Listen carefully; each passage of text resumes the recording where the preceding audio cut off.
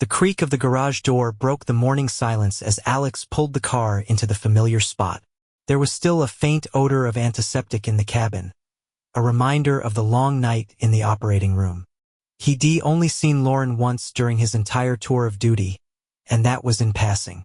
She was sound asleep, curled up on her side of the bed as he quietly changed into his new uniform. Her lustrous brown hair still spread across the pillow as it had the day they first stayed together after college. Alex quickly pulled the plastic grocery bags out of the trunk, the traditional batch of coffee and fresh-baked goods he brought every time after the night shift. He always felt like this small gesture made up for the rare morning conversations when all he could do was whisper softly, "Go back to sleep, honey. I'll make breakfast myself." Today he set the bags on the kitchen table and made her favorite omelets with cheese, adding a pinch of cumin. Lauren had a demanding work schedule, and those 10 minutes for breakfast were the only thing that remained their shared joy. When she walked into the kitchen, still adjusting her robe, he noticed the slight shadow of fatigue in her gaze. "You did not get much sleep again, did you?" he asked, taking plates out of the cupboard. "And you were hardly home again," she said and sat down at the table, staring at the screen of her phone. Their dialogues began to resemble an empty formality, and Alex felt it. He wanted to start a conversation about how long it had been since they'd been on a date, but something stopped him.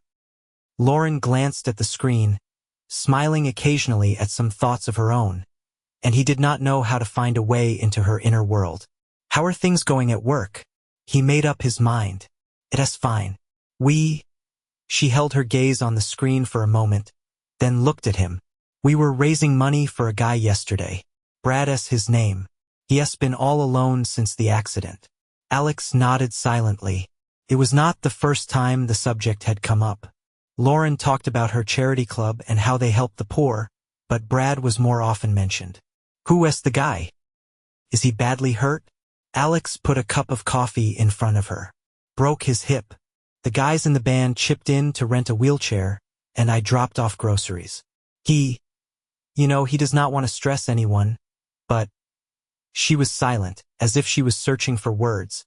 "But I think he needs more support." Alex sat down across from her, watching her gaze drift back to the phone. "Is he from our town?" he asked casually. "Well, yes, he lives on the next street," she answered briefly, concentrating on the screen again. He was getting more and more concerned about Lauren's new infatuation. Even though she was paying lip service to helping him, Alex felt like there was an invisible barrier between them.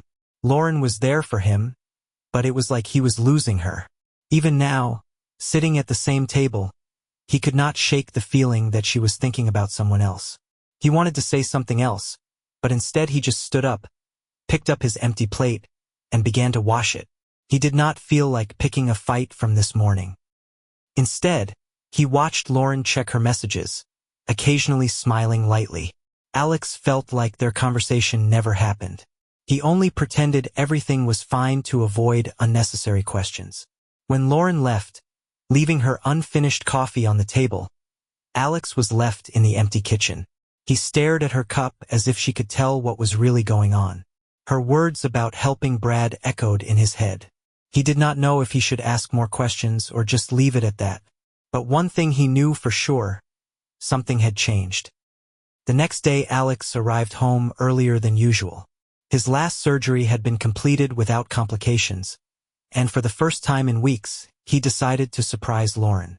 Usually he was at the hospital until late afternoon, but today he stood in line for her favorite flower bouquet, thinking about how nice it would be to spend the evening together. As he turned the key in the lock, he noticed that there were bags of groceries in the hallway. It was strange. Lauren had never bought so much food all at once. Surprise was replaced with slight alarm when he heard the sound of footsteps coming from the kitchen. Lauren was humming softly to herself as she went through the bags. She looked a little worried, but her smile was genuine. "Surprise," Alex announced, entering with a bouquet in his hands. Lauren flinched, not expecting to see him so early. "Oh, Alex, you home. How nice," she replied, smiling a little strained. Alex tried to defuse the situation by handing her flowers. I thought we could have an evening just for us. You always say we do not have enough time for each other. So dinner tonight and maybe even a movie? She hugged him, but her movement was stilted. Alex felt a chill. That is so sweet, really, but I was just about to leave, Lauren said, pulling back. There's this guy from the charity club who needs help. He's out of groceries and I promised I'd take him some. Right now? But it's a rare night when I'm home on time, he objected. Alex, you know how important this is, she said almost reproachfully. That poor guy does not have anyone else. He frowned, but decided not to argue. Why do not I come with you? Get to know this poor guy, since he means so much to you? Her reaction was almost imperceptible, but Alex noticed how she held her breath. No, you do not. LL, be quick. I'll just hand over the bags and be back. You can start making dinner and then I'll join you. Without waiting for an answer, she took the bags and quickly left the house. Alex stood in the kitchen, looking at the closed door. The whole thing seemed strange. Later, when he and his friends gathered for a pint of beer, Alex shared his confusion. Honestly, I do not get it, he said, playing with the glass holder. She flips out every time I'm home. Always something to do. Some important meeting. Charity, you say? One of the friends, Joe, raised his eyebrows. Is she in some kind of organization? No, kind of does it on her own. Drops off groceries, pays the bills. It is a lot of work for one person, Alex replied. Joe hummed and took a sip. Have you seen this guy yourself? Maybe he is not sick at all. That phrase stuck in Alex's head like a splinter. He could not get it out of his head, even when he got home. Lauren was already asleep, curled up on his pillow, and he lay awake for a long time, pondering his friend's words. He lay on the bed, staring up at the ceiling, while scraps of his conversation with his friends came back to him again and again. His mind tossed between disbelief and wanting to understand what was really going on. As soon as he thought of Brad, he was plagued by more and more doubts. Lauren had been talking about him for weeks now, but Alex had never seen him in person. Every time he tried to ask a direct question, she would steer the conversation away or get nervous. These details seemed like small things, but now, remembering his coworker's words, Alex felt like they were adding up to a strange puzzle. Why should I take my word for it? He thought, not taking his eyes off the ceiling. Lauren is my wife, I trust her. But what if it's not what it seems? The night passed in sleeplessness. In the morning, barely lightening, Alex got out of bed. His decision had matured in those quiet hours. He would not guess anymore. If Lauren did not want to go into details, he'd find out for himself. Brad is not some mythical character, he exists. Alex knows where he lives. He just needs to go there and see. When the clock struck 9 in the morning, Alex was already in the car, heading toward Brad's house. His confidence grew with every turn of the steering wheel. He must see everything with his own eyes to put an end to this agonizing speculation. Alex looked around at the small house on the outskirts of town. The porch looked shabby, the paint on the shutters was peeling, but the yard was surprisingly clean. Neatly cut grass, trimmed bushes, even a couple of flower pots. Not at all like the dwelling of a man who, Lauren said, could barely walk. As he climbed the creaky steps, he saw the stacked crutches by the door. They looked almost new, their shiny tips as if they had not touched the pavement or the ground. Alex frowned, but pulled himself together and knocked. Who is there? Came a muffled voice. Es Alex. I'm Lauren's friend. She was talking about you, he said, trying to keep his voice steady. There was a long pause. Then the lock clicked, and the door opened slightly. Behind it stood Brad, a young man who clearly was not expecting visitors. His appearance was not the most remarkable. Short cropped hair, a homemade t-shirt, a slightly disheveled look. Alex? He asked, gripping the doorknob as if it might save him from an unexpected guest. Yes, I'd like to get to know the man my wife cares so much about, Alex said, leaning forward a little. Brad stood silent, hesitating to open the door wider. Finally, He nodded and made a gesture inviting him in. Inside was clean, even cozy. There was a folded magazine on a small table and a glass of water next to it. Alex noticed at once that the room was not cheaply furnished. The furniture looked new, the dishes looked expensive, and in the corner there was a flat TV with a big screen. "Sit down," Brad offered, pointing to a chair, and then began to say something exculpatory. Lauren's just helping me out. I'm very grateful to her. That's all I can say." Alex sat down, but continued to look around the room carefully. His gaze fell on the crutches that stood against the wall. They looked like they had just been put there for show. "Are you getting better?" Alex asked, trying to keep his voice calm. "Yes, a little. It's still hard to walk, but I'm trying," Brad answered quickly, a little too hastily. "She said you were bedridden," Alex remarked. "That was before. But now?" Brad paused and rubbed the back of his head. "It's better now." Something in his behavior was alarming. Alex felt distrust brewing in his chest. "I see. It's cozy here," he said, trying to make conversation. "Does Lauren spend a lot of time here?" "She just brings in groceries," Brad exhaled. "She leaves almost immediately. So you do all the cleaning and cooking?" Alex asked, gazing into his companion's face. Brad nervously fixed the edge of his t-shirt and looked away. "I have some friends who help me. Sometimes." Alex felt his patience starting to run out. Too many, sometimes, too few specifics. "I see. Well, it was nice to meet you." "I think I should go," Alex said and stood up. Brad remained silent, staring at the floor. As Alex headed for the door, he heard his voice. You, not gonna tell her you came by, are you?" Alex stopped. The question sounded too fast, too excited. He turned around but did not bother to answer. Brad stood still, fists clenched, anxiety in his eyes. Without another word, Alex walked out of the house, leaving Brad alone in his clean but clearly insincere surroundings. His chest tightened, and he felt that this encounter had only added to the questions. Alex sat at the resident's desk, habitually stirring his iced coffee with a spoon. His gaze was fixed on the computer screen, but the fragments of his conversation with Brad were still running through his mind. "Had you even been to see him? Maybe he's not sick at all," Joe had said that night. And those words kept tingling in my mind like a splinter stuck under a fingernail. The decision matured on its own. After recovering from his night shift, Alex headed to the archives to check the records from the patient database. He was not technically authorized to do that, but as a doctor he knew how compelling his casual attention to Brad's history would look. What could be more natural than trying to help someone his wife cared so much about? "You can look in the records department, doctor," the head nurse said when he casually inquired about the history of the recent hip fracture admission. "All the discharge summaries are there. If this patient came through us, you'll definitely find his details." Alex thanked him and immediately went to the archive wing. There was always an atmosphere of solitary seriousness here. Blank walls, rows of old metal cabinets, the barely audible hum of ventilation.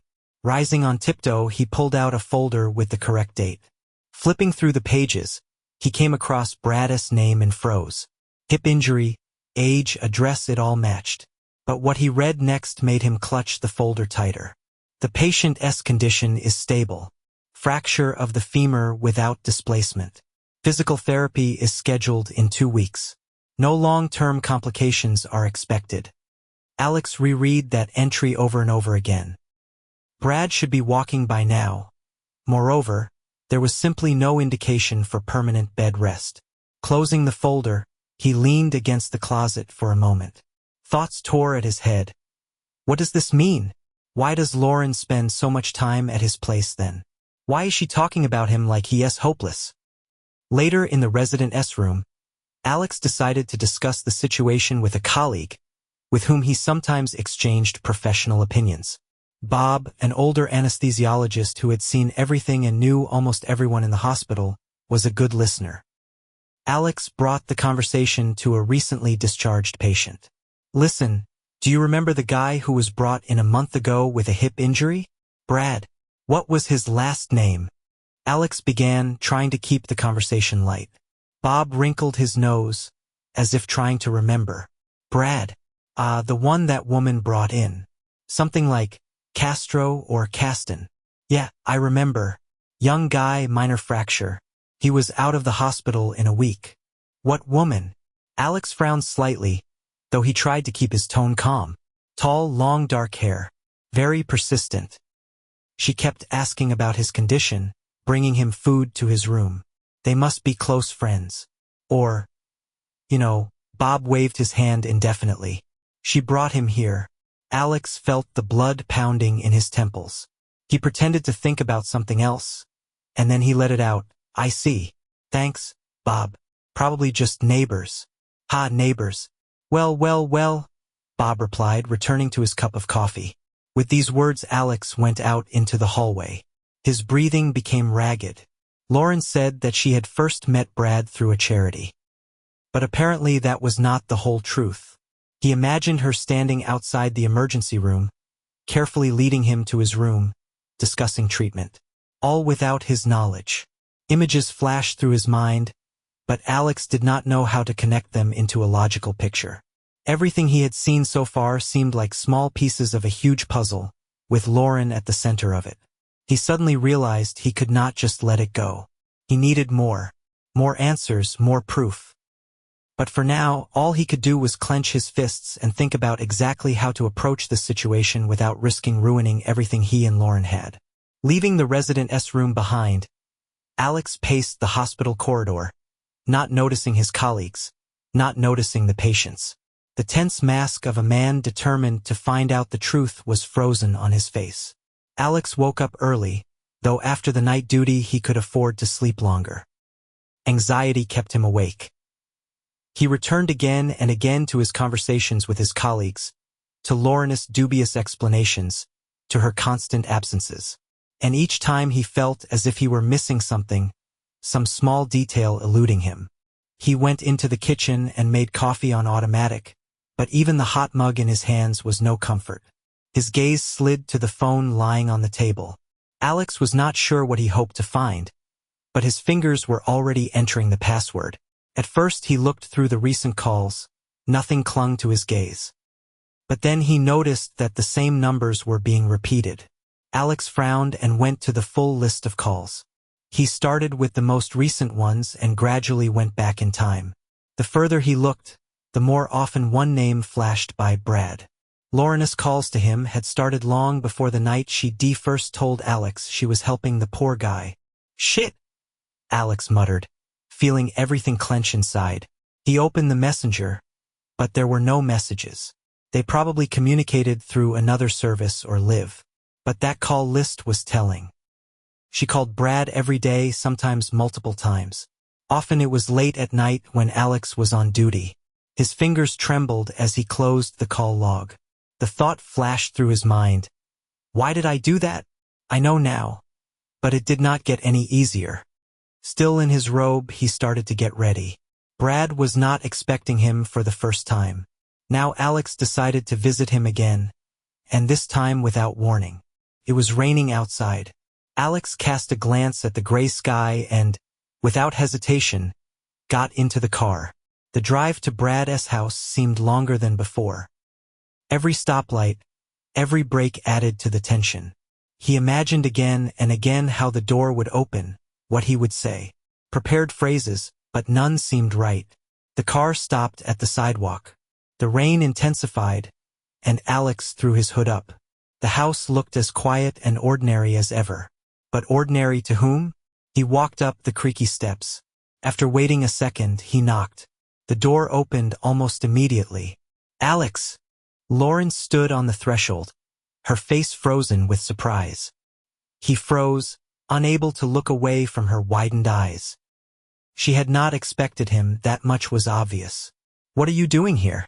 Lauren's voice was shaky, almost a whisper. He looked into her eyes, but did not answer. Everything he wanted to ask got stuck in his throat. She realized. Her face went pale, her gaze became somehow confused, almost pleading. From behind her came the sound of footsteps. Brad appeared in the doorway, frozen when he saw Alex. The few seconds of silence lasted like an eternity. Lauren looked at Brad, then back at her husband. Alex, she started, but her voice was gone. Do you want to explain? He finally spoke, and the words came out firmly, louder than he expected. Alex, breathing heavily, stood on the threshold. His gaze darted between Lauren and Brad, as if he were trying to find confirmation that this was all some kind of mistake. But the silence that followed his questions only added fuel to the fire. Well, he bellowed loudly, stepping forward and almost bumping into Brad. I'm waiting. What the hell is going on here? Lauren tried to block the way, raising her hands, but Alex was already snapping at her. You think I'm an idiot? Weeks, months of lies, calls, trips, and here I am, standing in front of you, and you say not squeeze out a word. Brad coughed, trying to get your attention. Alex, it was not what you think it was, he started, but his voice sounded too unsure. Not the way I think it was. Alex literally growled, turning sharply around to him. Then enlighten me. Tell me what it was like.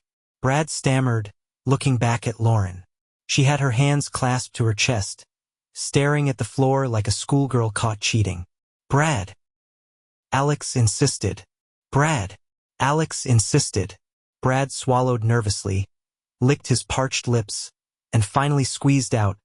We met at the gym. I was working there as a trainer. Lauren came in a couple times a week. And then, Alex took another step closer, and Brad stepped back. Then, we met after practice one day. She suggested going out for a drink, just to talk. Alex sighed, trying to suppress the growing rage. And did you socialize? Brad nodded, avoiding his gaze. Yes, but that is what? Alex raised his voice. Brad looked back at Lauren, but she did not look ready to come to his rescue. We had a drink, he continued, and it was a mistake. We ended up in a hotel. I had a bad fall. A bad fall? Alex laughed in amazement. Well, there was a loud party, lots of drinking, and I slipped on the stairs. Lauren looked up sharply, her eyes glistening with tears. Alex, it's not like you. But he did not let her finish. Stop it, Lauren, he exclaimed, turning to her. You think I do not get it? You drove him food, bought him crutches, spent money on him. I've been working all this time so you could do this. Brad held up his hands as if trying to calm the tension. Look, Alex, it was a mistake. But then I really hurt my hip. Lauren just wanted to help. Help? Alex turned to him and chuckled, but there was no mirth in his laughter. Is that called helping? Wiping up after you when you got drunk and fell down the steps? Brad blushed, but seemed to decide it was too late to keep quiet. Yeah, she started taking care of me. I was in a bad way and Lauren felt guilty. She wanted to make it up to me. Make amends? Alex shook his head slowly, his voice growing quieter with each word. But that made it even scarier.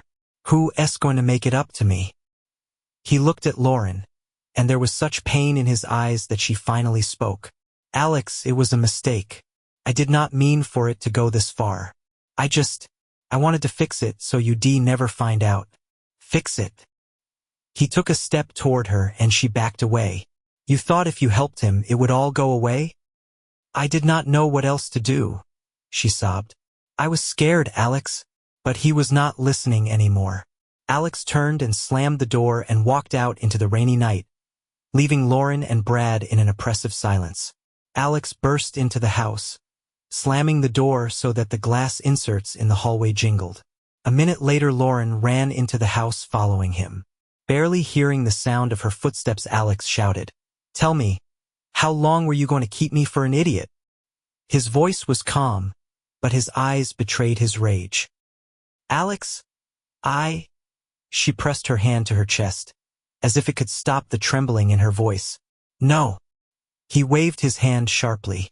No, You want to be with him, be my guest. Stay with this ward. Live together, weave your little charity schemes, but do not drag me into it again. Alex, wait. It did not go that far. I just wanted to help him. Lauren held out her arms to him, but he only backed away. Help? Have you forgotten how many times I've come home, tired, hungry, and you've rushed over with soup? Have you forgotten how you sat on the phone every night while I tried to talk to you for even a minute? Lauren took another step toward him, and Alex recoiled as if he did not want to be near her. I understand you angry, she started, but he interrupted her again. Angry? No, Lauren. I was angry the first day I realized something was wrong. Then I was disappointed. And now I've just made a decision. What's that? Her voice was almost a whisper. Do you want to know?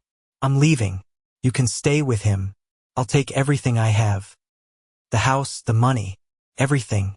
You were willing to sacrifice everything we had for him? Please, that's yours now. Her eyes filled with tears. She tried to move closer, but he held up his hand, stopping her. Alex, please? Her voice shook. She could barely stay on her feet. No, Lauren.